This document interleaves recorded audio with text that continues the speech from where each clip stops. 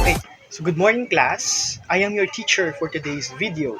So my name is Teacher RJ and I would like to teach you the basic part of speech, which is the noun. So why do we need to study nouns? So nouns are essential components of sentence structure. They serve as the subject, the object, or complement in a sentence, providing the main elements around which the sentence is built. So understanding nouns allows us to construct grammatically correct and meaningful sentences. So on the other hand, nouns are the building blocks of communication. They enable us to name people, places, things, ideas, providing clarity and specificity in our language.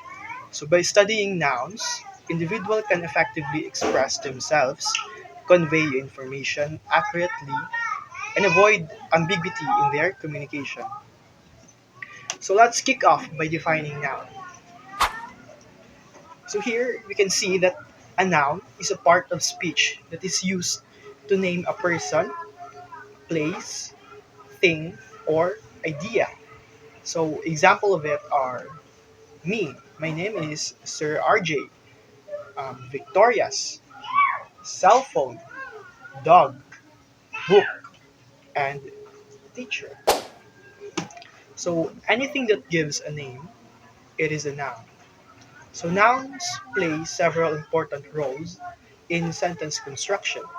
They function as the subject of a sentence, which is the doer of the action or the main topic being discussed.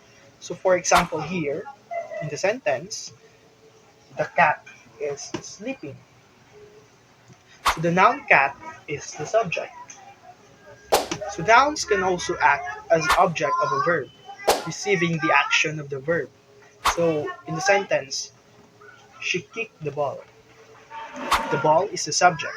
Another example is she ate an apple. So in the sentence, the verb is ate and the noun is apple. It serves as the object of the verb. So the verb ate is an action verb that describes the action of eating. So the noun apple is the subject that receives the action of the verb. So it answers the question, what did she eat? And provides the specific object being consumed. So furthermore, nouns can be used to show possession by adding an apostrophe and an S, as we can see here. So at the end, so for example, John's car. So in the example, in the example, it indicates that the car belongs to John. So another example is, as let's look at this example. So my sister's book. So in this sentence, the noun book shows possession by adding an apostrophe and an S. So it indicates that the book belongs to the speaker's sister. Nouns can also be classified into different categories, such as the common nouns, proper nouns, the concrete nouns, and abstract nouns. So first, let's dig deeper into these categories of nouns, starting with the common nouns. So the common nouns. So when we say common noun, it is the generic or general name of something.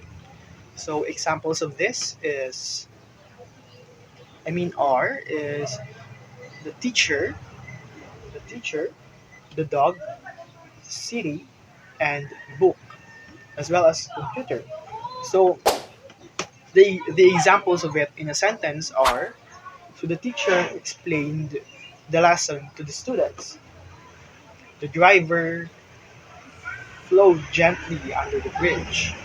The dog chased its tail in circles.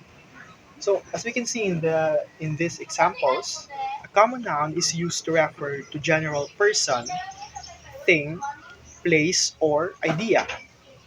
These nouns help provide context, describe objects, and identify subjects in the sentence. Next is we have the proper nouns. So proper nouns are specific nouns that refer to particular people, places, or things and are always capitalized in the first letter. So example of this includes me, RJ, a place which is Bacolod, Victorias, or Paris. So the example of it in a sentence are RJ is a talented musician who plays multiple instruments. So the noun here is RJ. So another example is I dream of visiting Paris and seeing the Eiffel Tower. So the proper noun here is Paris. Another example is Bacolod City is the happiest city in the Philippines. So the proper noun is Bacolod City. So as we can see, proper nouns add specificity and help identify particular entities within the context of the sentence. So okay, so let's move on to our next topic, which is the concrete nouns. So concrete nouns, this refers to the tangible objects that can be perceived through the senses. So for example of this is the table, trees, music, as well as ball, coffee, and cat. So the examples of it in a sentence are the child played with a colorful ball in the park. Next, I enjoyed the aroma of freshly brewed coffee in the morning. Next is the firefighter bravely rescued the cat from the burning building.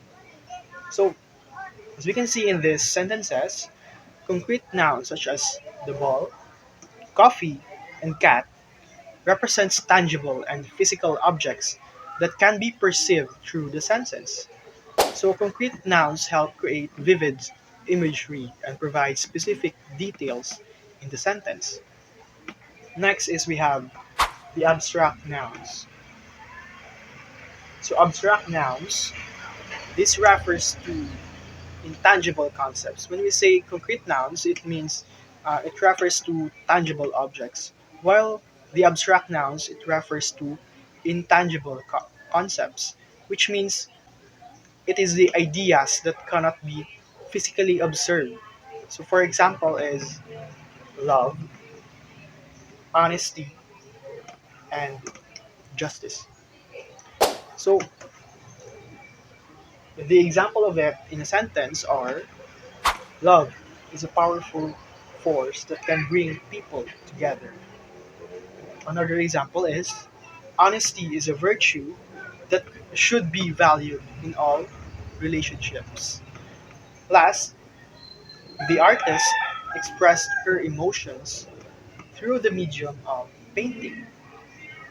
So as we can see in this sentences, abstract nouns such as love, honesty, and emotions represents intangible qualities, ideas, or concepts that cannot be physically perceived. So abstract nouns convey emotions, values, principles, and notions that enrich our understanding and interpretation of the world around us. So I hope you learned something for this video, and please subscribe and click the notification bell for more updates about my lessons. So thank you and God bless everyone.